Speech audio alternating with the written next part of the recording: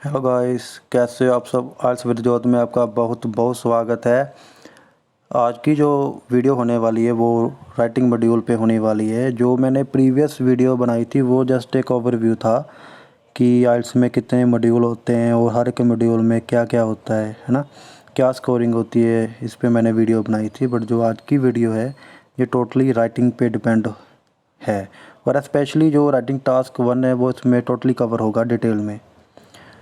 चलिए स्टार्ट करते हैं। जो एकेडमिक राइटिंग होती है वो 60 मिनट की होती है, और इसमें हमें 2 टास्क कंप्लीट करने पड़ते हैं। जो टास्क 1 होता है वो रिपोर्ट राइटिंग होती है, और जो टास्क 2 होता है वो ऐसे होता है। वैसे तो मैंडेटरी नहीं है, बट कई टीचर्स सुजेस्ट करते हैं कि वो जो हमें 20 मिनट्स होते हैं वो टास्क 1 को देने चाहिए, और 40 मिनट्स होते हैं वो टास्क 2 को देने चाहिए। क्योंकि टास्क 2 की जो वेटेज होती है गाइस वो डबल होती है अगर हम कंपेयर करते हैं टास्क 1 के साथ। हमें टास्क 1 में एटलीस्ट 150 वर्ड्स लिखने ज़रूरी होते हैं। अगर हम इससे कम जाएंगे तो पेनल्टी पड़ेगी, अगर हम 220 वर्ड से ज़्यादा जाएंगे तो भी पेनल्टी पड़ेगी। ऑन द अदर हैंड अगर हम बात करते हैं टास्क 2 की, तो उसमें एटलीस्ट 250 वर्ड्स होने ज़रूरी होते हैं, और इसकी जो मैक्सिमम लिमिट होती है वो 300 होती है। सो जो टास्क 2 होता है उसकी जो हमें नंबर मिलते हैं, जो बैंड होते हैं वो डबल होते हैं। जो राइटिंग टेस्ट होता है एकेडमिक का वो टोटली फॉर्मल लैंग्वेज होती है, और हमें इसमें कोई भी सेंटेंस या कुछ भी हमें इनफॉर्मल नहीं करना चाहिए। जो राइटिंग टास्क 1 होता है, अब हम गाइस टास्क 1 के बारे में ही बात करेंगे। जो टास्क 1 होता है रिपोर्ट होती है, उसमें क्या पूछा जाता है। वो कहते हैं कि इसमें हमें डायग्राम वगैरह मिला होता है। इसमें डायग्राम होता है, बार चार्ट, मतलब कुछ भी हो सकता है इसमें। तो हमें जो मेन पॉइंट होते हैं वो हमें डिस्क्राइब करने होते हैं। इसका क्या मतलब है, what the diagram looks like, कैसा डायग्राम जो होता है वो कैसा दिखता है। फॉर एग्ज़ाम्पल जैसे एक डायग्राम है वो शो कर रहा है जैसे फास्ट फूड कंजप्शन को शो कर रहा है। हमें सिंपली जो उसके जो मेन पॉइंट होते हैं हमें उसको डिस्क्राइब करने की ज़रूरत है। फॉर एग्ज़ाम्पल कि जो फास्ट फूड कंजप्शन है वो इंक्रीज़ हुई है या डिक्रीज़ हुई है या कम हुई है या बढ़ी है या कुछ हुई है ना। मतलब हमें ये उसमें एक्सप्लेन करना है पूरे हमारी जो रिपोर्ट राइटिंग है।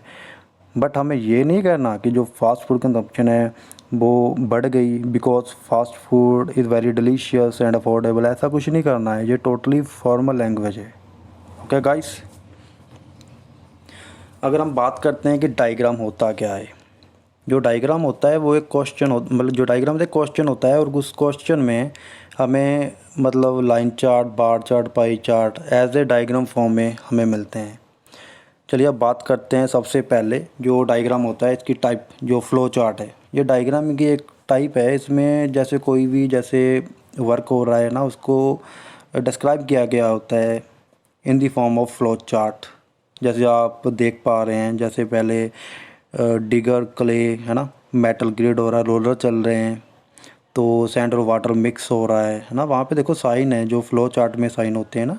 उसके बाद में जो हमारी ब्रिक्स कटी हुई हैं वो उसको ओवन में रखा जाता है, एंड सबसे लास्ट स्टेप है वो डिलीवरी है ना। इसमें देखो जो साइन है ये सारे फ्लो चार्ट में यूज़ होते हैं। इसके बाद में हम बात करते हैं लाइन ग्राफ के बारे में। ये भी एक टाइप है डायग्राम की। इसमें ये शो करता है जैसे टाइम के साथ साथ क्या चेंजेस आई है।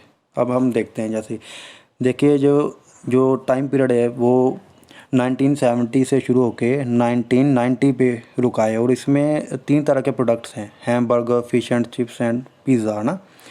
जो हैमबर्गर है वो स्टार्टिंग में देखो अप्रोक्सीमेटली 20 से 30 के बीच में है, और एंड ऑफ द पीरियड ये लेस देन 300 पे जाके स्टे कर गया ना। मतलब ऐसे ही है कि स्टार्टिंग में इतना था, एंड में इतना हो गया। हमें पूरा एक्सप्लेन करना होता है इन फॉर्मल लैंग्वेज में ना सारा। मतलब हमें जो भी मेन पॉइंट्स हैं, जो जो कुछ भी हो रहा है इसको हमने एक्सप्लेन करना है।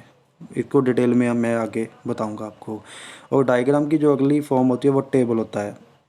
आप तो काफ़ी फ़ेमिलियर हो गए इस टेबल से, क्योंकि जब हम रेस्टोरेंट में जाते हैं ना तो वहाँ पे मेन्यू देखते हैं, वो भी एक टेबल की फॉर्म में होता है। जैसे हम KFC चले गए, कहीं पे भी चले गए, वहाँ पे हमें मेन्यू देखने को मिलते हैं ना। जैसे एयरपोर्ट होता है, वहाँ पे हमने अराइवल टाइम देखना होता है, वो भी एक टेबल की फॉर्म में वहाँ पे मिलता है। हमने जस्ट कुछ नहीं करना होता है, हमें हमारा ये क्वेश्चन है, हमने इसको एक अच्छे से फॉर्मेट में इसको डिस्क्राइब करना है। आगे हम बात करते हैं पाई चार्ट की। ये भी एक डायग्राम की फॉर्म है ना। इसमें जैसे स्लाइस होती हैं, जैसे मतलब कि 100% किसी स्लाइस में 20%, किसी में 30% ऐसे दिया होता है, टोटल मिला के 100 बनता है। देखिए गाइस, जैसे जो परसेंटेज है इलेक्ट्रिसिटी प्रोडक्शन की by fuel source in France in 1990 and 2010। इसमें जैसे देखो 5 तरह की इसमें कैटेगरीज हैं, coal, oil, natural gas, hydro power, nuclear power, है ना। दिखाया गया है जो 1990 में था इतना था, और आने वाले 20 सालों में मतलब इतना हो गया है ना। जो इसको भी हमने जैसे अच्छे तरह से हमने डिस्क्राइब करना है भी क्या हुआ है। हमें इंफॉर्मेशन गिवन है, बस हमें सिर्फ डिस्क्राइब करना है। सेम ऐसे ही बार चार्ट, जैसे कि लाइन चार्ट होता है, बार बनी हुई है। जैसे जो ब्लू है वो फॉर करियर की है, जो रेड है फॉर इंटरेस्ट के लिए, है ना। जैसे जो फॉर करियर है, जो अंडर 26 हैं, है ना, वो 80 पे जा रहा है। वेयर एस जो इंटरेस्ट है ना, अंडर 26 का, वो सिर्फ 10 पे स्टक हो गया। हमने इसको एक अच्छे मैनर में लिखना होता है। ऐसे ही एक मैप होता है, वो दिखाया गया होता है, जो इस अगर आप पिक्चर की बात करें तो 1936 में ऐसा था और 2007 में ऐसा हो गया, क्या चेंजेस आई है ना, हमने इसके बारे में लिखना होता है। अब हम थोड़े से रूल के बारे में बात करते हैं। जो राइटिंग टास्क 1 में थोड़े से रूल होते हैं। इसमें मैं जो मिनिमम लिमिट होती है वो 150 होती है, जैसे मैंने पहले आपको बताया, बट मैं आपको अच्छे से बता रहा हूँ इसमें कि अगर हमारे जो वर्ड होते हैं 150 से कम हो जाते हैं तो हमें पेनल्टी पड़ती है ना। तो एटलीस्ट हमें 150 तो लिखने ही चाहिए, और अगर बढ़ भी जाते हैं तो 200 से 210 और हाईएस्ट 220 तक जा सकते हैं। इससे ऊपर जाएंगे तो फिर भी पेनल्टी पड़ेगा ना, तो फिर इसका कोई फ़ायदा नहीं होगा। ऐसा ही हम टास्क 2 की अगर बात करते हैं तो इसमें जो 250 वर्ड होते हैं वो मिनिमम होते हैं, वो हमें लिखने ही पड़ते हैं, और इसके लिए 40 मिनट्स का टाइम हमें मतलब कि लगाना चाहिए, यूटिलाइज़ करना चाहिए हमें। अब हम बात करते हैं जो एग्ज़ामिनर होता है वो हमारी राइटिंग को असेस कैसे करता है। गाइस, जो राइटिंग होती है वो 4 पैरामीटर्स पे डिपेंड करती है। एग्ज़ामिनर हमें इन 4 पैरामीटर्स के ऊपर हमें बैंड देता है। First of all, task achievement, coherence and cohesion, lexical resources and grammatical range and accuracy. ये देखो आपने आप पिक्चर में देख पा रहे होगे 25% है ना, हर एक के नंबर हैं 25 25 25 25। इसका क्या मतलब है, जो टास्क अचीवमेंट होता है इसका क्या मतलब है ना। अब इसके बारे में बात करते हैं।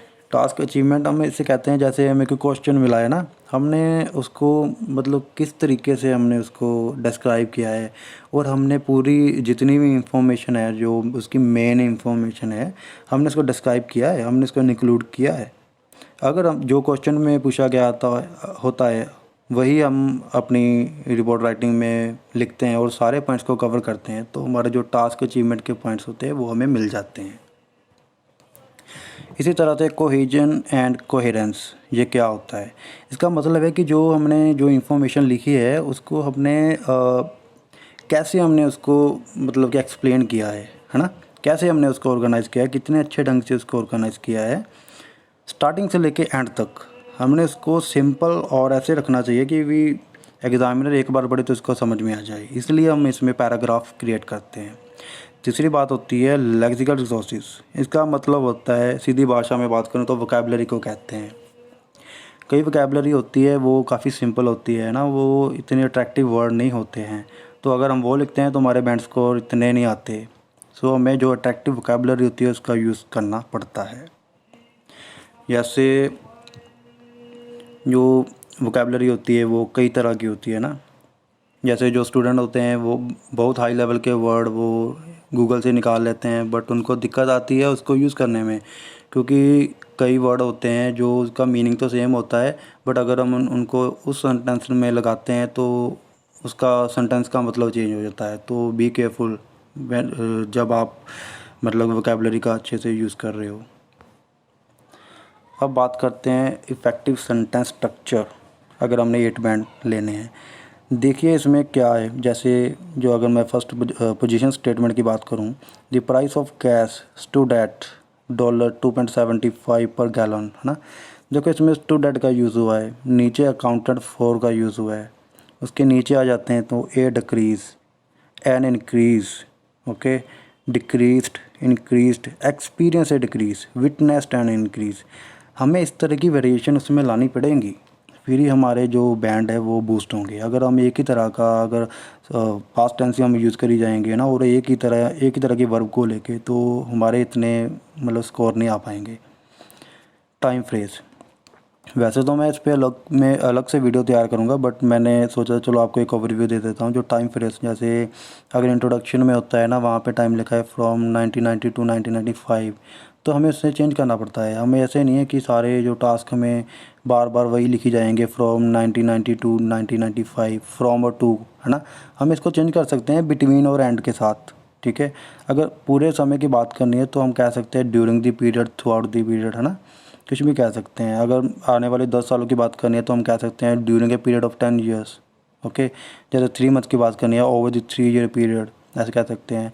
जैसे वहाँ पे ना जो टास्क बना होता है उसमें ईयर लिखे होते हैं।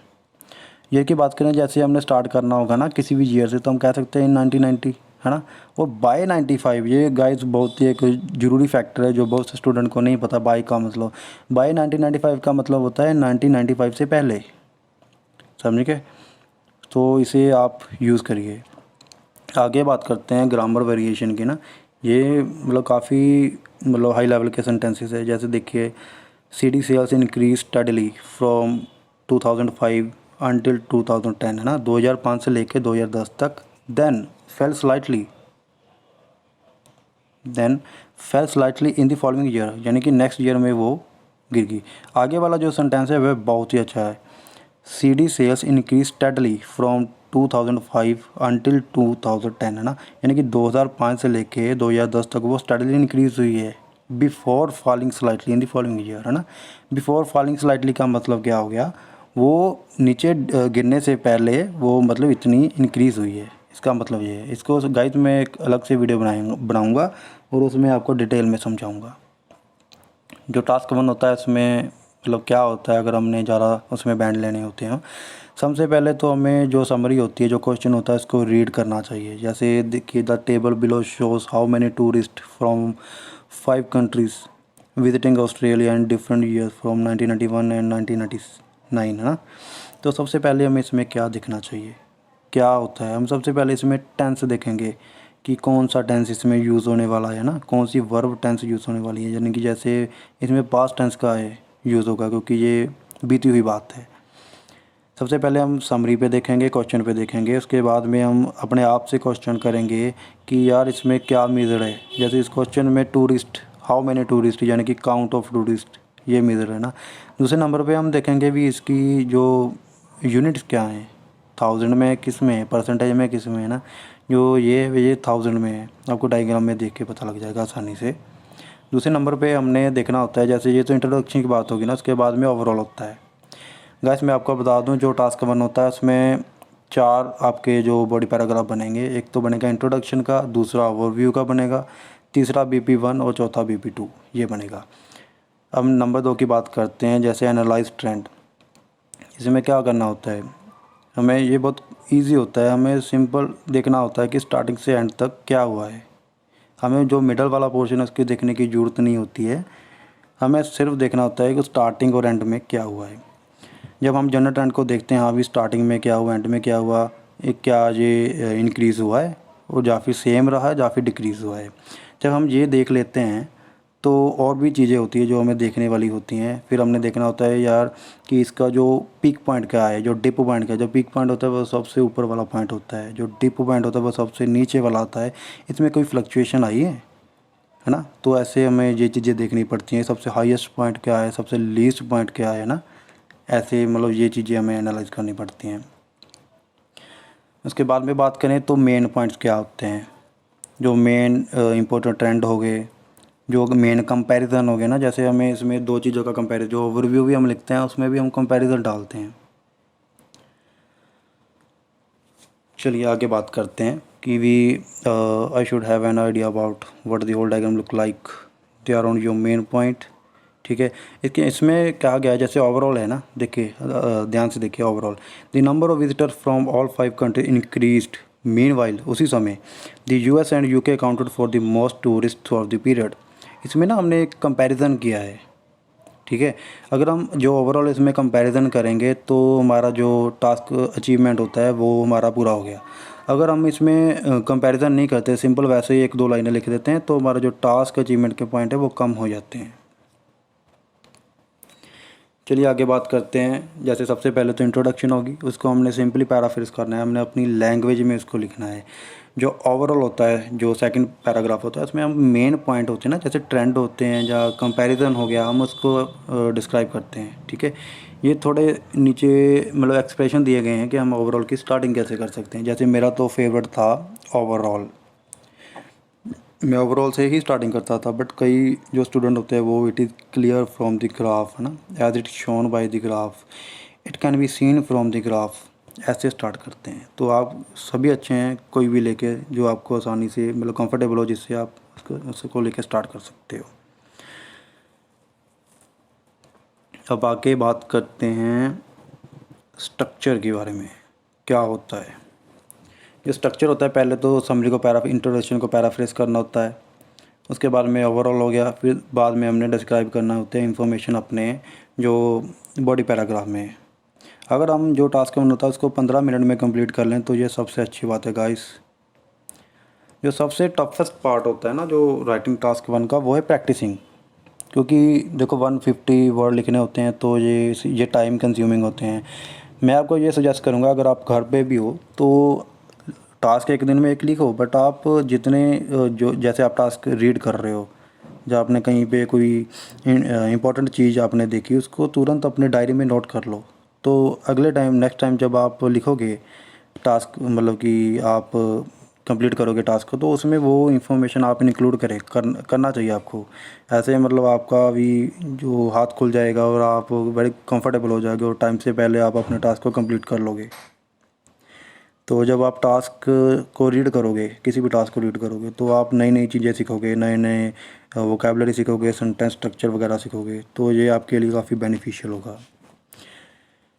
अब मैं बहुत ही इंपॉर्टेंट चीज़ के बारे में बात करने जा रहा हूँ। जैसे अगर आपको किसी डायग्राम में दिया गया है ना 40%, है ना, तो इंस्टेड ऑफ आप, मैं कहता हूँ अगर आपने लिखना है कि ये इसमें ये 40% है ना, कार जो सोल्ड हुई है वो 40% सोल्ड हुई है ना, तो ठीक है, आप लिख सकते हो 40%।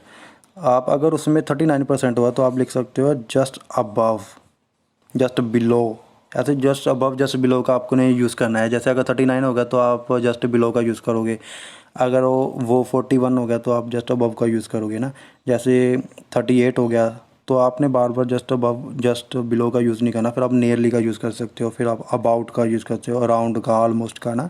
ऐसे आप वेरिएशन दिखाओगे एग्जामिनर को कि हाँ भी मेरे में कैपेसिटी है एक ही चीज़ को अलग अलग तरीके से लिखने की। Very nearly, just over, more than, less than, है ना।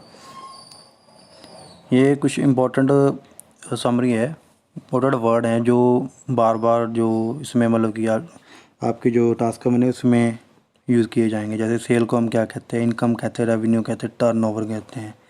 अगर आप इसका स्क्रीनशॉट ले लीजिएगा, ये मतलब काफ़ी आपके लिए बेनिफिशियल होगा। जैसे जो परसेंटेज होती है हम उसको प्रोपोर्शनल बोलते हैं ना, रेट भी बोलते हैं, परसेंटम भी बोलते हैं। स्पेंडिंग होगी हम उसको एक्सपेंडिचर बोलते हैं। जैसे इंफॉर्मेशन होगी उसको डाटा बोलते हैं ना। तो इसे मतलब हमें यूज़ करना चाहिए। अब मैं आपको बताता हूँ, जैसे हमने पहले लिखा टास्क वन, हमने स्टार्ट किया, इंट्रोडक्शन को पैराफ्रेज किया, एक लाइन छोड़ी, ओवरऑल लिखा, एक लाइन छोड़ी, टास्क वन लिखा, एक लाइन छोड़ी, वो जो बड़ी पैराग्राफ 2 है उसको लिखा। सॉरी, मैं पहले टास्क वन बोल गया, वो बड़ी पैराग्राफ 1 है। हमने एक एक लाइन का डिस्टेंस हमने उसमें छोड़ना है ताकि देखने में नीट एंड क्लीन लगे। उसके बाद में जब आपने ये लिख लिया, टास्क को लिख लिया, फिर उसको बाद में आपने प्रूफ रीडिंग करनी है। जो प्रूफ रीडिंग होती है ना वो बहुत ही इंपॉर्टेंट होते हैं गाइस। जैसे प्रूफ रीडिंग करते समय हम अपने खुद की गलतियों को हम ठीक कर लेते हैं, तो ये बहुत ही इंपॉर्टेंट चीज़ होती है। आपको 2 मिनट एक्स्ट्रा रखने चाहिए प्रूफ रीडिंग के। अब बात करते हैं जो राइटिंग टास्क 1 के सैम्पल होते हैं। इसमें मैं आपको कंप्लीट दिखाऊंगा अभी यहाँ भी कैसी इंट्रोडक्शन होती है और कैसा ओवरऑल होता है, कैसा BP1 होता है, कैसा BP2 होता है। जैसे देखिए हमारी समरी है। The graph below shows the differences in wheat export over 3 different areas. Right A report for a university lecture describing the information shown below. Right at least 150 words. आप डायग्राम देख पा रहे हो ना, इसमें 3 कंट्रीज़ हैं, ठीक है। 1985 से शुरू होकर 1990 तक का इसमें मतलब कि डाटा दिया गया है पूरे 5 ईयर्स का। और इसकी जो यूनिट है वो टन में है, टन्स में है ना, इन मिलियंस ऑफ टन्स में है। देखिए सबसे पहले जो इंट्रोडक्शन है उसको रिफ्रेश कितने अच्छे तरीके से किया गया है। इसमें लिखा गया है the graph below shows the difference in wheat export over 3 different areas. और इसमें लिखा गया है the line graph compares 3 regions in terms of exports of wheat between 1985 and 1990। Guys बहुत ही अच्छी इंट्रोडक्शन है। आप इन टर्म्स ऑफ का भी इसमें यूज़ करिएगा। जैसे इसमें कंपेयर लिखा है, इसमें मतलब कि हम इलुस्ट्रेट भी लिख सकते हैं और भी काफ़ी वर्ड्स हैं, हम इसका यूज़ कर सकते हैं। दूसरे नंबर पे देखो गाइस एक लाइन छोड़ी है और ओवरऑल लिखा है ओवरऑल। इसमें मेन जो है पॉइंट होते हैं वो उसमें एक्सप्लेन किए गए हैं। The 3 regions experience different trends in the time period while the wheat export in Canada and European countries rose with some fluctuations. The exports in Australia fell over time। ये देखिए सीधा सीधा उसने कंपैरिजन कर दिया है इसमें ना। फिर जो अगला BP होता है, जो फर्स्ट BP है हमारा, उसमें देखो उसने बात करी है, जैसे उसने डाटा इसको ग्रुप किया है, ठीक है। इसमें 3 कंट्रीज हैं, जैसे ऑस्ट्रेलिया, कनाडा और यूरोपियन कम्युनिटी। जो पहला BP उसने ऑस्ट्रेलिया और कनाडा को के डाटा को ग्रुप किया और जो लास्ट वाला इसमें यूरोपियन कम्युनिटी को उसने ग्रुप किया है। गाइस बहुत ही अच्छे तरीके से उसने किया, आप इसका स्क्रीनशॉट लेके इसको रीड कर सकते हो। आगे ऐसे ही बार चार्ट है। बार चार्ट होता है ना, वो एक हिसाब का लाइन ग्राफ ही होता है। इसमें कोई डिफरेंस नहीं होता, बस देखने में डिफरेंस होता है। सेम इसमें भी देखो, पहले इंट्रोडक्शन, फिर ओवरऑल, फिर इसने BP1 और फिर BP2। जो BP1 की स्टार्टिंग है देखो उसने जीरन से करी है रिगार्डिंग। गाइस तो ये बहुत ही अच्छी टेक्निक है अपने बैंड को बूस्ट करने की। इसके बाद में जैसे ये वो फर्स्ट सैंपल था, ये सेकंड सैंपल है सेम डायग्राम का। ये एक अलग तरह से उसने इंफॉर्मेशन को ग्रुप किया है। इसके बाद में टेबल आ जाता है। टेबल में भी सेम वैसे ही है, जैसे इंट्रोडक्शन को रिफ्रेश किया, ओवरऑल लिखा, BP1 और BP2 लिखा। आप अच्छे से इसको रीड कर सकते हो, ये बहुत ही अच्छी लैंग्वेज में लिखा हुआ है और काफ़ी अच्छे अच्छे फ्रेज इसमें यूज़ किए हुए हैं। सेम ऐसे ही पाई चार्ट, जैसे जापान और मलेशिया है ना, और 5 तरह की इसमें जो चीज़ें उनकी बात करेगी, housing, transport, food, health care and other goods and services. इसमें कंपेयर होता है सर, जो पाई चार्ट होता है ना, ये देखिए सेम इसमें भी वही फॉर्मेट चलेगा, पहले इंट्रोडक्शन, फिर ओवरऑल, फिर BP1 और फिर BP2। ठीक है गाइस। इसमें जो रेड और जो ब्लू किए हुए हैं वो बहुत ही जो मतलब कि फ्रेजेस होते हैं, बहुत अच्छे अच्छे फ्रेज होते हैं, और जो कम्प्लेक्स स्ट्रक्चर होते हैं, जो अच्छी वोकैबुलरी होती है, उसको ब्लू किया गया और रेड किया गया है। Thanks for watching guys. Please subscribe my channel and share with your friends. It helps me to grow more and more. So guys आने वाली वीडियोस में मैं और इंफॉर्मेटिव कंटेंट लेके आने वाला हूँ, और मोस्ट प्रोबेबली जो नेक्स्ट वीडियो होगी उसमें वो टोटली टास्क 2 पे डिपेंड करेगी। ऐसे ही हम मतलब हर एक टॉपिक को कवर करेंगे। Thank you guys.